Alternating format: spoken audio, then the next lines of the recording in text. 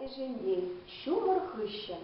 Пледери ажазем, міншін чедек шешкеден тірлі-тіслі, деді Алюш.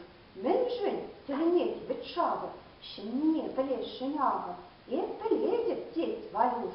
Сархи бел пин-пин алба, сырлай пин-пин сұрыба. Щук кассада деді Алюш, ав чедекли алжылы, тюбере курадыли. Азамат был, деді Валюш. Шумыр хыщын азамат, чедексен питме желать, шубырлать те ажашлать, теслі сұры шипшынать.